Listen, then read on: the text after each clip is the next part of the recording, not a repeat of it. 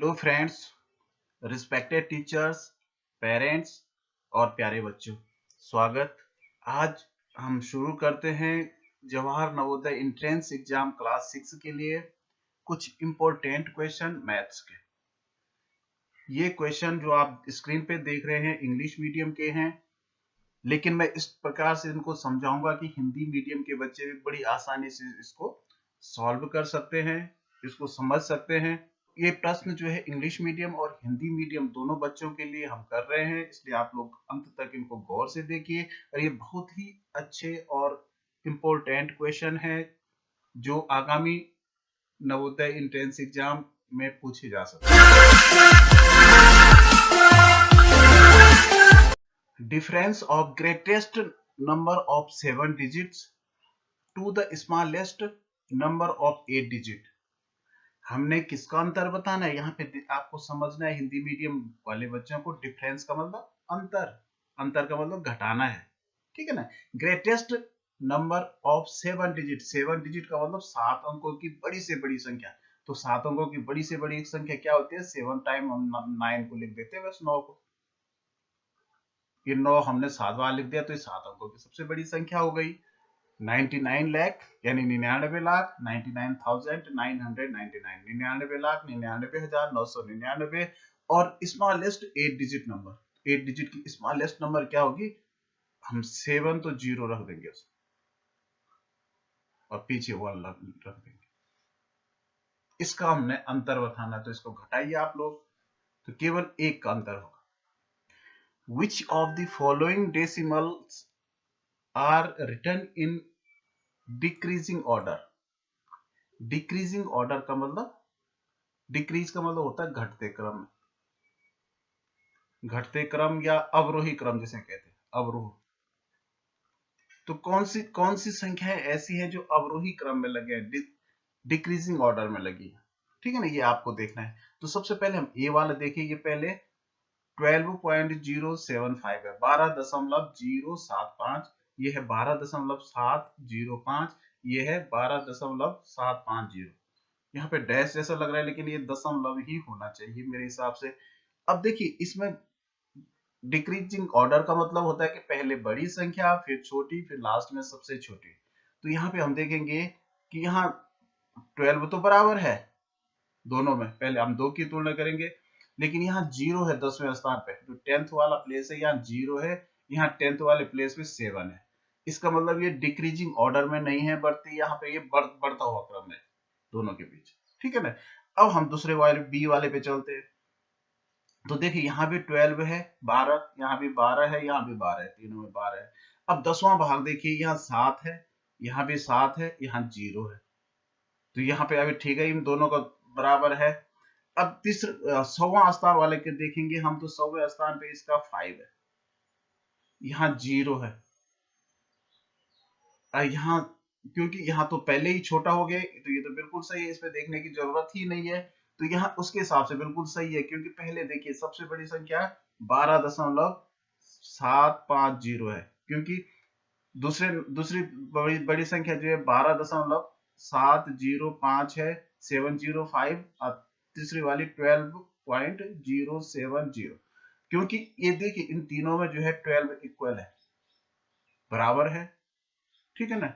अब इसका 10, यहाँ पे देखो, यहाँ 10वें स्थान तक ये भी और ये भी बराबर है, ये तो ऑलरेडी छोटी हो गई। और लेकिन 100वां स्थान में ये बड़ी हो गई, तो इसका मतलब ये सबसे बड़ी हो गई, ये दूसरे नंबर की हो गई, ये तीसरे नंबर की हो गई। तो डिक्रीजिंग ऑर्डर में ये बिल्कुल बी वाले लगे हुए हैं। A lizard moves 675 centimeter in 25 minute.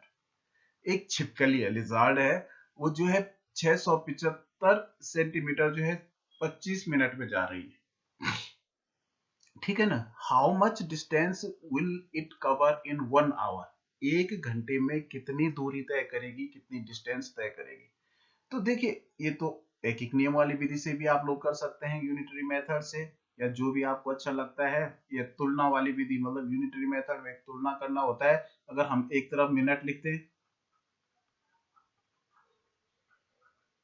और एक तरफ इनका सेंटीमीटर लिखते हैं, तो क्योंकि जो दे रखा है 25 मिनट में कितने सेंटीमीटर जा रही है, 675 ये सबसे अच्छा तरीका है करने का। तो 1 आवर की भी हम मिनट बना लेंगे, तो 1 आवर में 60 मिनट होंगे, तो 60 मिनट में जाएगी x किलोमीटर। तो यहाँ तीर नीचे लगता है x की तरफ, क्योंकि इसलिए x की तरफ लगता है क्योंकि हमने इसको x अपॉन x बटे 675 लिखना है, x अपॉन 675। जहां तीर का मुंह होता है वो ऊपर और जो पीछे वाला हिस्सा है वो नीचे। यहाँ भी नीचे लगेगा, क्यों लगेगा? क्योंकि इनका अगर यहाँ मिनट बढ़ रहे हैं तो यहाँ सेंटीमीटर भी बढ़ेंगे, तो इसलिए यहाँ भी ऐसे ही तीर लगते हैं। कुछ पे उल्टा लगता है, जब यहाँ बढ़ता है यहाँ घटता है, ठीक है ना। तो यहाँ इक्वल टू 60 अपॉन 25। अब अगली लाइन में हम इसका पक्षांतर जब करेंगे, इसको हम इक्वल के इधर ले जाएंगे, बराबर के इधर, तो ये यहाँ गुणा में चला जाएगा। मैंने यहीं पे कर दिया, इसको यहाँ उठा के 675 ले आया। तो 25 से कम 25 और 25 दोनों 50, 25 टू जा 50। अब यहाँ देखो 17 बचा है, 67 में से 50 गया तो 17 बचा। अब 17 के आगे 5 है तो 175 हुआ। तो 25 7 जो होता है 25 7 175। अब इसको मल्टीप्लाई कर दीजिए, तो इसका मतलब ये 1620 सेंटीमीटर जाएगी। अब देखिए इसका आंसर 1620 सेंटीमीटर में नहीं है, तो अगर हम इसका मीटर बनाएंगे तो 1 मीटर में 100 सेंटीमीटर होता है। तो इसमें इसको हम क्या करेंगे, 100 से डिवाइड कर देंगे। तो किसी भी संख्या को अगर हम 100 से डिवाइड करते हैं तो 1620 है, इसको हम 100 से डिवाइड करेंगे तो इसके दो अंकों पे दशमलव चला जाएगा, तो 16.20 हो जाएगा, 16.20। तो इसका मतलब इसका आंसर होगा ये वाला 16.2 metre. Which of the following is equal to 6.25%? तो देखिए 6.25, इसके आगे परसेंट का निशान भी लगा है, 6.25%। परसेंट का मतलब होता है अपॉन 100, तो ये हो जाएगा 6.25 और परसेंट का जो चिन्ह है बटे 100। अब देखिए जब हम इसमें किसी भी संख्या में 100 से डिवाइड करते हैं, यहाँ पे बच्चे बड़े कंफ्यूज करते हैं क्योंकि यहाँ पे पॉइंट भी लगा है, परसेंट भी। तो बच्चा सोचता है कि मैंने नीचे 100 लगा दिया, 100 लिख दिया, तो ऊपर का ये दो जो दशमलव के आगे दो संख्याएं वो खत्म हो गई। लेकिन ये समाप्त क्यों होंगे? क्योंकि ये प्रतिशत के निशान के बदले का 100 लगाया हमने, अलग से 100 इसमें नहीं जोड़ा है, बल्कि जो 100 है ये प्रतिशत के निशान के बदले का, ठीक है ना। जो परसेंट का साइन है वही 100 बन गया। अब देखिए जब हम किसी भी संख्या में 100 से डिवाइड करते हैं तो दो अंकों के पीछे दशमलव लगता है, तो यहाँ तक दशमलव है, तो इसका मतलब दो अंक और पीछे दशमलव जाएगा। तो देखिए 2 5 है, 6 और 6 के पीछे एक अंक और लग जाएगा 0, तो पॉइंट यहाँ चला जाएगा। अब यहाँ दशमलव से पहले कुछ नहीं है तो यहाँ भी 0 लग जाएगा, तो इसका आंसर हो जाएगा 0.0625, ठीक है ना, ये बी वाला answer. The perimeter of a square is 144 meter. Its area is, इसका पेरीमीटर का मतलब परिमाप, ये बाहर की माप है, p परिमाप कितना है 144 है। तो सबसे पहले हमें इसकी भुजा ज्ञात करनी पड़ेगी, साइड यहां से यहां तक, क्योंकि इसकी चारों साइड बराबर होंगे, तो इसका मतलब जब चारों साइड बराबर होंगे, ये पेरीमीटर का मतलब ये बाहरी भुजाओं का योग होता है, बाहर की जो साइड है उसका जो टोटल है वो होता है। तो इसका मतलब हम इसमें 4 से डिवाइड करेंगे 4 से, तो 4 से डिवाइड आप कैसे, यानी 36 इसकी साइड है, 36 मीटर। अब हमने इसका एरिया बताना है, तो एरिया का मतलब एरिया बराबर एरिया यानी क्षेत्रफल, या क्षेत्रफल बराबर, जो बच्चे हिंदी के हैं वो क्षेत्रफल लिखिए। तो क्षेत्रफल कितना होता है, भुजा गुणा भुजा, ठीक है ना, साइड इंटू साइड होता है, तो यानी 36 इंटू 36। तो ये आ रहा है 1296 मीटर स्क्वायर, 1200 वाला। How much time an amount doubles at the rate of 20%? कोई भी धनराशि है वो 20% वार्षिक ब्याज की दर से कितने समय में दोगुनी हो जाएगी।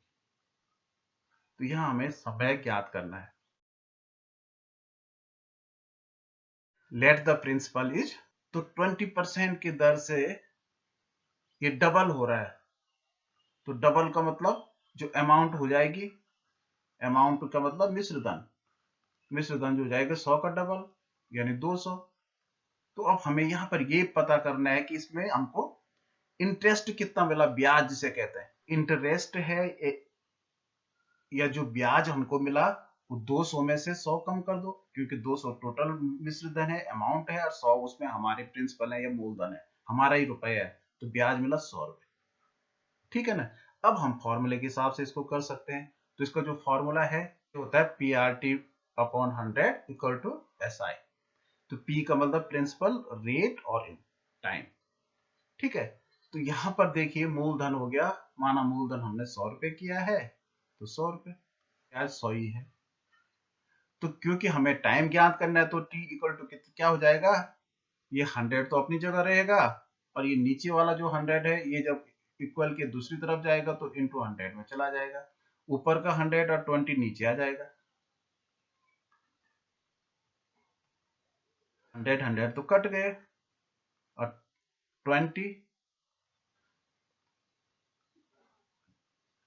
1 जा 20 और 25 जा 20 पंजे 100, यानी टाइम आ गया 5 वर्ष,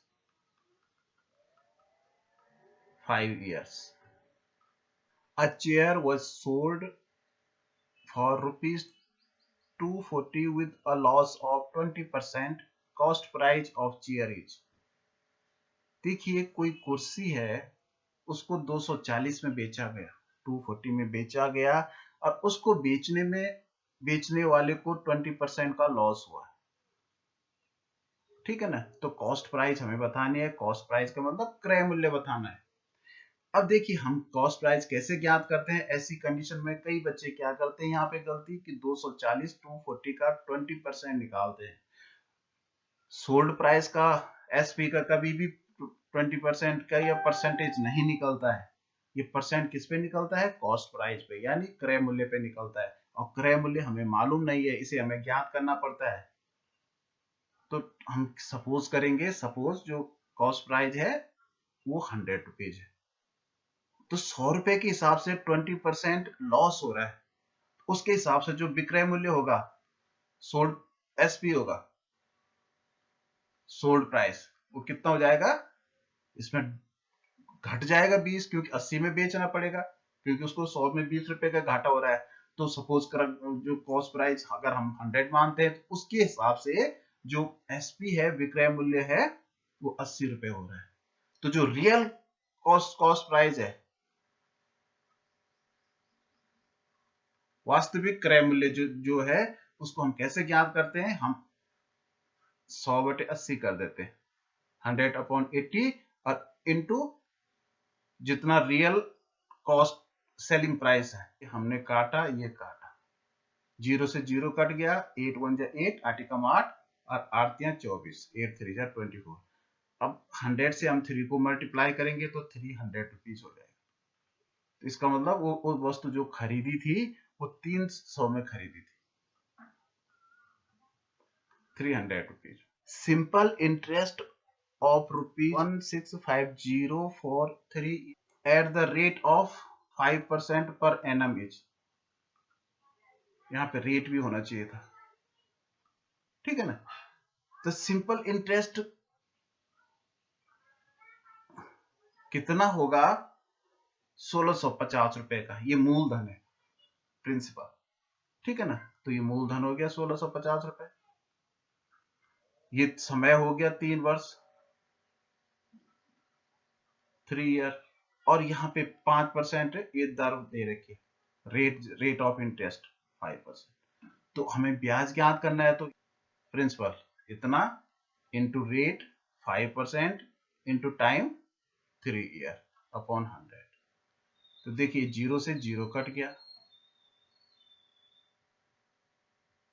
5 1 जा 5, 5 2 जा 10। अब देखिए 2 से कोई नहीं कट रहा है, तो हम क्या करेंगे, ऊपर ऊपर का मल्टीपल कर देंगे, ठीक है ना। अब यहाँ ये भिन्न में आ गया, फ्रैक्शन में आ गया, तो हम 2 से डिवाइड करेंगे इसको। तो 2 से आप इसको काटो, 2 का भाग दे दीजिए इसमें, 2 दूनी 4, अब 9 बचा तो 2 चौको 8, और 1 15 हुआ तो 2 7, 2 7 जब 14। अब यहाँ फिर 1 बचा, अब यहाँ पॉइंट लगाएंगे तो यहाँ 1 के आगे 0 आ जाएगा, तो 2 5 जा 10, यानी 247 रुपए 50 पैसे। तो ये हो जाएगा सी वाला आंसर, 247 रुपए और 50 पैसे। इसका जो 2 से डिवाइड करके आएगा। 1 liter of milk was purchased for ₹20 and sold for ₹25. The gain or loss percent is। देखिए इसमें 1 लीटर दूध 20 रुपए में खरीदा गया, 20 रुपीज में, और बेचा गया 25 रुपीज में, यानी ज्यादा में बेचा और कम में परचेज किया, खरीदा, तो इसका मतलब लाभ हो रहा है। तो लाभ कितने का हो रहा है? 5 रुपीज का हो रहा है। अब परसेंट, प्रॉफिट परसेंट या लॉस परसेंट कैसे निकालते हैं, क्योंकि यहाँ लाभ हो रहा है तो प्रॉफिट परसेंट इक्वल टू लाभ प्रतिशत होता है, जितना लाभ होता है, तो 5 रुपए का लाभ हुआ इंटू 100, और अपॉन नीचे जो हर है वो हमेशा क्रय मूल्य होता है, कॉस्ट प्राइस, ठीक है ना। तो कॉस्ट प्राइस 20 रुपए है, तो 20, 21 जा 20, 25 जा 100, तो ये 5 5 जा 25 हो गया। तो इसका मतलब जो यहाँ लाभ हो रहा है वो 25% प्रॉफिट हो रहा है, 25%। A train travels for 15 hours and 15 minutes. If train reached to its destination at 9:30 a.m., then at what time train started to travel? कोई ट्रेन है, उसने यात्रा करी, रेलगाड़ी ने 15 घंटे 15 आवर और 15 मिनट, 15 मिनट, लेकिन कितने बजे पहुंच रही है ये? सुबह के 9:30, क्योंकि एएम लिखा है तो इसका मतलब सुबह पहुंचे। तो ये कितने बजे चली होगी? Then at what time train started to travel, कितने बजे ट्रेन ने चलना प्रारंभ की? हम थोड़ी देर के लिए 9 बजे को हम बोलेंगे 12 इसमें ऐड कर देंगे, क्योंकि जो यद्यपि ऐसा होता नहीं है, लेकिन सवाल आसान करने के लिए हमें करना पड़ेगा। जैसे रात के 9:30 को हम बोलते हैं 21 बजे, 21:30, ठीक है ना। तो थोड़ी देर के लिए हमने इसको भी 21 मान लिया, क्योंकि यहाँ 15 घंटे है। ज्यादा आपको ऐसे अगर नहीं मानेंगे तो हो तो जाएगा, लेकिन उसमें थोड़ा ज्यादा दिक्कत होगी आपको, ठीक है ना। अब इसमें से हम क्या करेंगे, इसको घटा देंगे, 15:15। अब यहाँ मिनट में से 30 में से 15 गया तो 15 बचा, और यहाँ 21 में से 15 गया तो 6 बचा। लेकिन ये ध्यान रहे कि ये 6:15 कब की आई? सुबह की शाम की?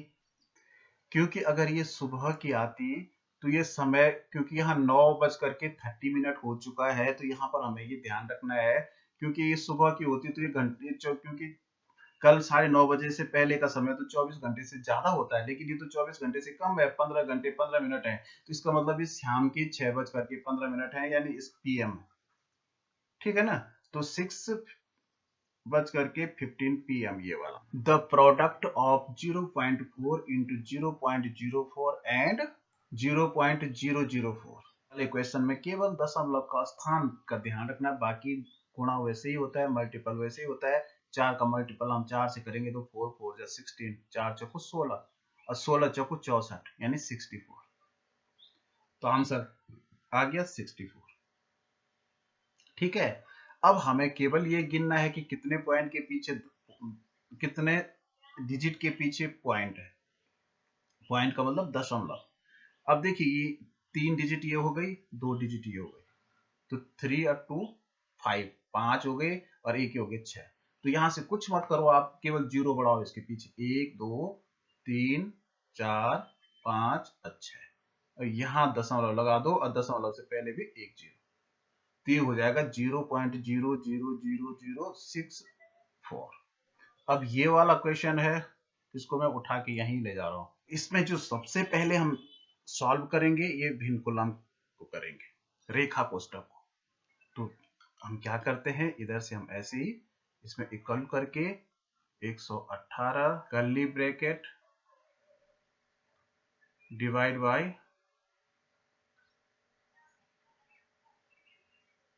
पैरेंथेसिस छोटा bracket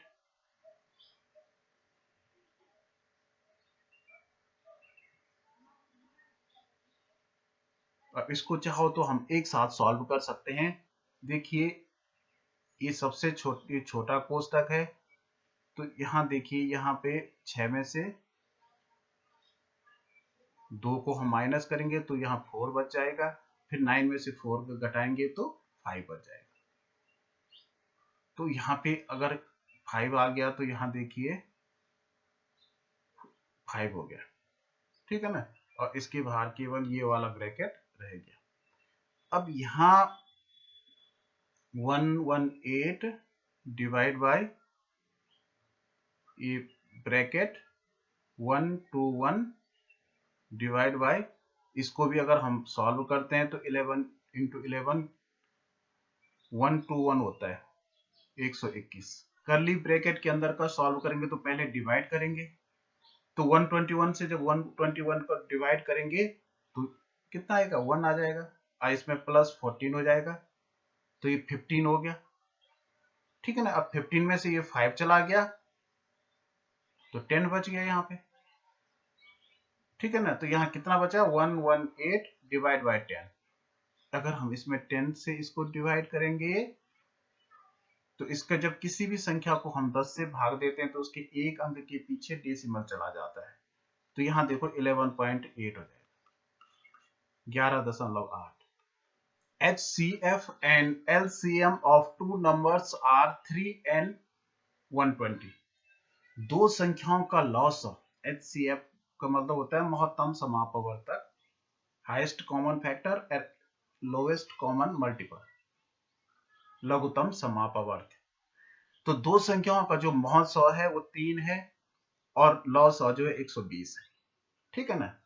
respectively if one of the number is 90 then the other number is n into n equal to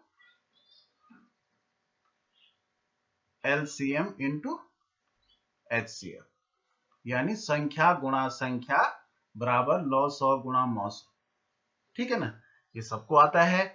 तो इसमें एक नंबर दे रखा है, एक हमने ज्ञात करना है, तो एक आप n ही रहने दीजिए, दूसरा आप लिख दीजिए। दूसरी संख्या दे रखी है 90 है, और इसका जो LCM है वो 120 है, 120 है, HCF 3 है। तो n का मान कितना हो जाएगा, n इक्वल टू इसका पक्षांतर हो जाएगी, 90 जो है आगे चला जाएगा तो 120 इंटू 3 अपॉन 90 हो जाएगा। तो ये देखिए 0 से 0 कटा, 3 1 जा 3, 3 3 जा 9, 3 1 जा 3, 3 4 जा 3 चौको 12, तो यानी n इक्वल टू 4, यानी दूसरी संख्या 4 है। यहाँ पर एक चीज याद रखना है, अगर दो संख्याओं का लॉसअ और मॉसअ दोनों दे रखा है तो यानी जितना उनका गुणनफल होता है लॉसअ मॉसअ का, उतना ही गुणनफल उन दो संख्याओं का भी होता है। The greatest number that will divide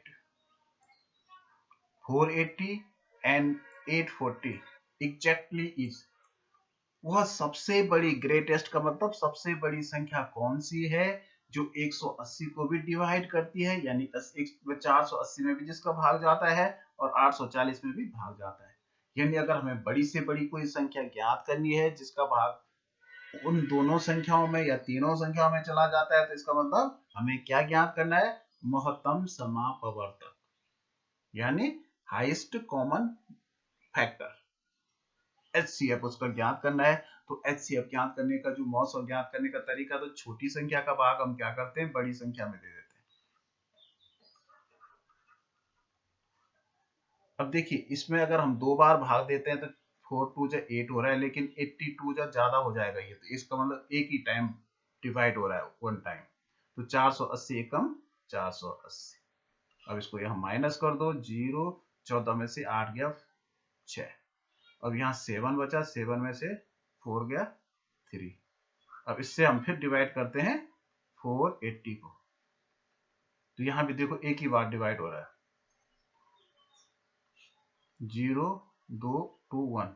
अब इससे हम फिर किसको डिवाइड करते हैं, 360 को, तो यहाँ देखो 3 से डिवाइड हो रहा है, 3 2 जा 6 और 3 1 जा 3। तो यानी जो इसका HCF आया 120 आया, ठीक है ना। 120 वह बड़ी से बड़ी संख्या है जो 480 को भी विभाजित करती है, 840 को भी विभाजित करती है। Which of the given number is greatest? इसमें से सबसे बड़ी संख्या क्या है। तो ऐसे सवालों में आपको जल्दीबाजी नहीं करनी है, वहां पर आपको सबसे पहले क्या करना है, इसके अंक गिनने हैं। तो इसमें देखिए 1 कितने डिजिट है, 1 2 3 4 5 6 7 8 डिजिट का है, तो इसमें 8 डिजिट है। इसमें कितनी है, 2 4 6 7, इसमें 7 डिजिट है। तो ये तो कट गए, ये तो बड़ा हो ही नहीं सकता, क्योंकि हमने ग्रेटेस्ट मानी बड़ा सबसे बड़ी संख्या बतानी है। यहाँ देखिए 2 4 6 7, इसमें भी 7 ही डिजिट है, तो ये भी गया। 2 4 6 8, इसमें 8 डिजिट है, कि ये दोनों अंक 8 8 डिजिट के हैं।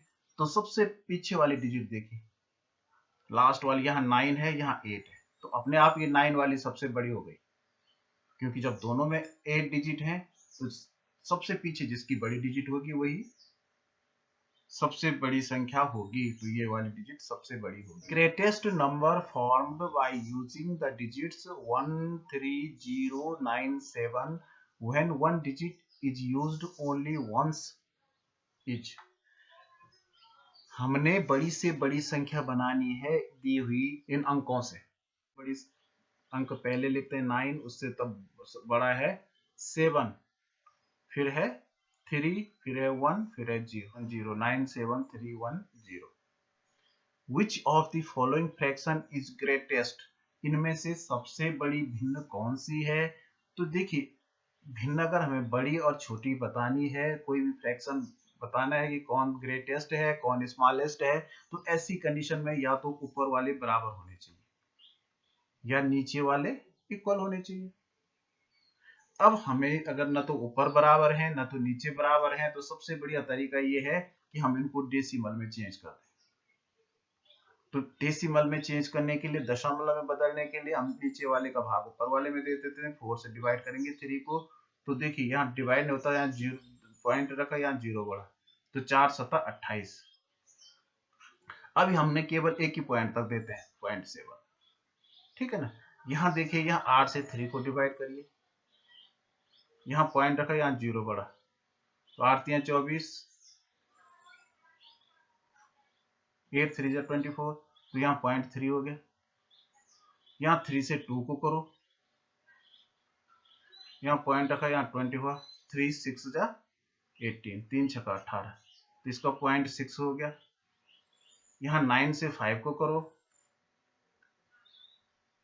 तो यहाँ दशमलव रखा, यहाँ 0 बढ़ गया, तो 9 पंजे 45, 0.5, 4 9 5 जा 45, यहाँ हो गया 0.5। तो देखिए 2 बार भाग देने की जरूरत ही नहीं पड़ी, क्योंकि सारे अंक अलग अलग है। तो क्योंकि हमें सबसे ग्रेटेस्ट बताना है, ग्रेटेस्ट का मतलब सबसे बड़ी भिन्न, तो सबसे बड़ी भिन्न वही होगी जिसका आंसर सबसे बड़ा होगा। तो क्योंकि 0.7 इसमें सबसे बड़ी संख्या है, तो सबसे बड़ी भिन्न 3/4 हो जाएगी, 3/4 सबसे बड़ी भिन्न होगी। क्लियर हो गया। Value of 888.888 metre when rounded off the nearest metre. इसका मतलब ये है नियरेस्ट मीटर में करने से कि इसके जो पॉइंट हैं, क्योंकि ये मीटर के बाद जो पॉइंट दशमलव का मतलब ये डेसीमीटर है, ये सेंटीमीटर है, ये हजारवां भाग है, तो मिलीमीटर है, 1000 प्लेस। तो हमने इसको राउंडेड मीटर में करना है, तो इसका मतलब ये तीनों को हमने हटा देना है। इसका भी 0 बन गया, इसका भी 0 बन गया, इसका भी 0 बन गया। लेकिन यहाँ पर ये ध्यान रखना है, क्योंकि लास्ट में का जो अंक हमने 0 बनाया, ये अगर 5 से बड़ा है, 5 है या 5 से बड़ा है, तो यहाँ वो +1 हो जाता है 8 में, क्योंकि ये 8 है, 5 से बड़ा है तो यहाँ 9 हो जाएगा, और बाकी 8 8 ऐसे रहेगा। तो नियरेस्ट मीटर में करने पर ये जो है इतना हो जाएगा, यानी 889 मीटर हो जाएगा, 889 मीटर। तो इसको अगर हम सॉल्व कर देंगे तो इसको हम जोड़ेंगे, इतना हुआ, इसमें से इतना कम कर दो, तो ये बच गया 0.5 इंटू 0.5 इंटू 0.4 प्लस 0.8। अब यहाँ भी ब्रैकेट लगा है, यहाँ भी कर्ली ब्रैकेट है, तो यहाँ का ब्रैकेट हम हटा देते हैं, हम इसी को ब्रैकेट मान लेते हैं, फिर देखते हैं क्या आंसर आता है। माइनस, ये मिसप्रिंट ये बुक हो रखी है, 0.37 प्लस 2.13 माइनस 1, और यहाँ ये कर्ली ब्रैकेट, मजला ब्रैकेट जिसे कहते हैं, ठीक है ना। अब हम क्या करेंगे, सबसे पहले इसमें से मल्टीपल करेंगे। तो अगर हम मल्टीपल करेंगे तो 5 चौको 20 हो गया। लेकिन अब देखिए, एक अंक के पीछे दशमलव ये है, एक अंक ये है, तो 2 अंकों के पीछे दशमलव यहां लग जाएगा, प्लस 0.8 है, माइनस 0.37 प्लस 2.13 माइनस 1, ठीक है ना। क्योंकि अब इसका यहां से यहां पूरा ब्रैकेट है, तो इसको आप चाहो तो एक साथ सॉल्व कर सकते हैं। पहले हम जोड़ेंगे, तो जुड़ेगा क्या क्या, 0.2, 0.8, ठीक है ना। इसके पीछे कुछ नहीं है तो प्लस होगा, इसके पीछे प्लस है, इसके पीछे देखो प्लस है, 2.13, इनको हमने जोड़ दिया तो 3 का 3, और इनको 8 और 2 10 और 11 का 1 हासिल 1, तो 3 पॉइंट इक्वल टू ये आ गया 3.13। माइनस, माइनस वाला देखो, एक 0.37 है और यहाँ -1 है, तो इन दोनों को हम जोड़ेंगे, माइनस माइनस भी जुड़ जाते हैं, तो 1.37 हो जाएगा। आप जोड़ते रहिएगा, ठीक है ना। तो अब इसमें से हम क्या करेंगे, 3.113 में से 1.37 को माइनस कर देंगे, तो 13 में से 7 गया 6, और यहाँ 10 में से 3 गया 7, और यहाँ 2 में से 1 गया 1, तो 1.76। तो ये आंसर मिल रहा है 1.76। तो इसका मतलब ये ब्रैकेट यहाँ नहीं था, ये यहाँ मिसप्रिंट हो रखा है, यही था bracket. The least number which is divisible by 12, 15 and 25 each। छोटी से छोटी संख्या जो इन सबसे विभाजित होती हो, यानी वो इसका, इन तीनों का एलसीएम होगा, लॉस होगा। तो इन तीनों का एलसीएम ज्ञात कीजिए आप बस। तो पहले 2 से डिवाइड होता है, तो 2 6 12, 15 में नहीं जाता, 25 में नहीं जाता। फिर अभी देखिए 2 का जा रहा है, तो 2 3 6, 15 में नहीं जाता, 25 में नहीं जाता। अब देखिए 3 का जा रहा है, 3 1 3, 3 5 15, और 25 में नहीं जाता, तो 5 पे ही जाता है, 5 1 5, 5 5 25। अब देखिए ये भी अभाज्य आ गया, ये भी अब अभाज्य है, प्राइम है, ये प्राइम फैक्टर इसके आगे।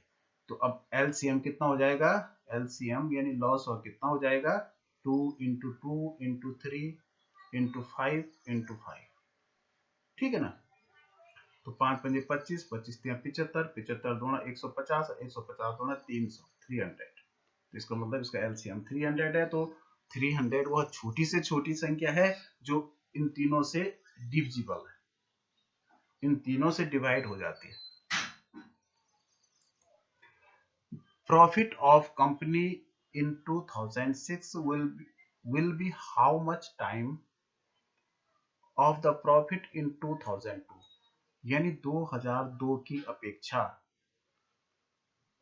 2006 में कितने गुना ज्यादा, कितने टाइम ज्यादा प्रॉफिट यानी कि। तो हमने देखा 2002 में कितना प्रॉफिट हुआ, 15, प्रॉफिट इन करोड़ है तो 15 करोड़ है। 2006 में कितना हुआ? 2006 में 30 करोड़। तो इसका मतलब ये कितने गुना है इसका? तो 15 जो है कितना गुना होगा? 15 टू जा 30 होता है तो 2 गुना, तो 2 टाइम प्रॉफिट कमाए। ये सवाल मैं यहां से उठा करके यहां ले गया, सिंप्लीफाइड फ्रॉम द एक्सप्रेशन। इसको हमने हल करना है तो सबसे पहले हम क्या करते हैं? सबसे पहले हम पैरेंथेसिस ब्रैकेट का सॉल्व करते हैं, यानी छोटा कोष्ठक। इसको प्लस प्लस को, इसके पीछे प्लस होगा और इसके पीछे प्लस है, ठीक है ना। तो यहां देखो 3 और 7 हो गया 10, और इसको हम जोड़ेंगे तो ये, क्योंकि इनके नीचे दोनों में 9 9 है, तो ये ऊपर ऊपर का जुड़ जाएगा। 7 और 1 तो 8 हो गया, 8/9 हो गया, माइनस 2 होल 1/3, तो 10 में से 2 गया। पहले यहाँ जो है इसको इक्वल करने के लिए इंटू 3, यहाँ भी इंटू 3, यहाँ भी, तो यहाँ भी 9 हो गया, ऊपर 3 हो गया। तो यहाँ 10 में से 2 आप माइनस कर दो तो 8 बच गया, और ऊपर 8 में से 3 माइनस गया तो 5 बच गया, और नीचे 9। तो इस पूरे का आंसर हो गया 12 माइनस कर्ली ब्रैकेट और प्लस 5/3, 5/3, और ये प्लस का निशान है। तब ये वाला इन तीनों के बदले ये हमने जोड़ दिया और इसमें से ये इसको घटा दिया। आप कैसे भी जोड़ो कैसे भी घटाओ, जैसे आपको आता है उस तरह से आप घटा सकते हैं। अगर इस ये वाला विधि, मेरा मेथड समझ में नहीं आएगा तो आप अपने हिसाब से इसको घटा दीजिए, और यहाँ हो जाएगा। आप चाहो तो इसको ये वाला वो मिक्स्ड फ्रैक्शन को चेंज कर दो आप इम्प्रॉपर में।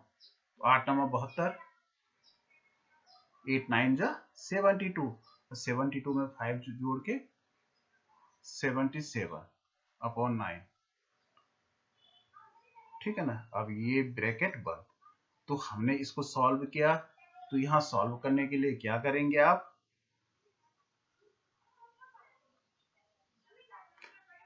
ऐड करने के लिए नीचे के इक्वल होना चाहिए, तो इंटू 3 करके देखो ये 9 बन गया, तो यहाँ 15 हो गया।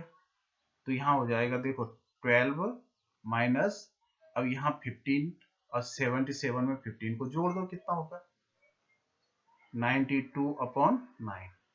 इसके नीचे 1 होगा तो इसका 9 बनाने के लिए 9 से मल्टीपल करना पड़ेगा, ठीक है ना। तो 12 9 108/9 माइनस 9। अब 108 में से 92 गया, तो ये वाला आंसर देखिए सही है 16/9। 12 students are absent in a class of 48 students. What percent of students is present? तो देखिए यहाँ जो नंबर दे रखा है स्टूडेंट अब्सेंट है 12, अब परसेंट पूछ रखा है प्रेजेंट स्टूडेंट का, तो प्रेजेंट कितने होंगे? जब 48 में से 12 अब्सेंट है तो इसको कम कर दीजिए, कितने में प्रेजेंट है? 48 में। तो हम किसी भी चीज का अगर परसेंट बताना है तो इंटू 100, और यहाँ भी इंटू 100, तो नीचे वाला जो परसेंट का 100 है इसका बन गया परसेंट का निशान ये वाला, और ऊपर देखिए आप इसको काट सकते हैं। 12 3 जा 12 3 36, 12 चौको 48, 4 जा 12 4 जा 48, अब 4 1 जा 4, यहाँ देखिए 4 2 जा 8, अब यहाँ 2 बचा है 20 हुआ तो 4 5 20, ठीक है ना। अब यहाँ देखो 3 × 25 है तो 25 या 75, यानी 75% बच्चे प्रेजेंट हैं। What will be the cost of fencing a square park of side 210 meter if the cost of fencing is rupees 5.50 per meter? Square दीवार की जो साइड है वो 210 मीटर है, इस मतलब 210 मीटर लंबी इसकी भुजा है या किनारा है, और इसकी फेंसिंग, तो फेंसिंग हमेशा जो है चारों तरफ होती है ऐसे। इसका मतलब जो हमें सबसे पहले इसका पता करना है वो करना है पेरीमीटर, परिमाप, परिमाप या पेरीमीटर जो भी आप लिखें। तो परिमाप कितना हो जाएगा? तो ये हो गया 840 मीटर, ठीक है ना। तो अब इसका जो कॉस्ट है वो पर मीटर 5 रुपीज और 50 पैसा है, तो इसको इंटू कर देंगे 5.5 से, 5 रुपए 50 पैसे से इसको इंटू कर दो, 4,620 रुपए, 4,620 rupees of student are shown in following figure, what is total mark। देखिए इसके नंबर ये है, हिंदी में है, ये सब्जेक्ट हिंदी में है, इसके 75 मार्क्स, ठीक है ना। इंग्लिश में कितने हैं, तो यहां से मिलाइए तो 80 मार्क, 80 मार्क्स हैं। साइंस में कितने हैं, तो यहां से देखिए इसकी सीट तो ये 90 मार्क्स। मैथमेटिक्स में कितने हैं इसके, तो यहां से देखिए सीधे ही में तो 95 मार्क्स हैं। और यहाँ साइंस में देखिए तो 85 मार्क्स पे ये सीधा जा रहा है 85। तो इस सबको ऐड कर दो, आपके टोटल है। मुझे पूरा विश्वास है कि आपको ये अच्छा लगा होगा। अगर अच्छा लगा तो इसे लाइक और शेयर जरूर कीजिएगा, क्योंकि ये पेपर इंग्लिश मीडियम और हिंदी मीडियम दोनों प्रकार के बच्चों के लिए बहुत अच्छा है, बहुत लाभकारी है। Okay bye.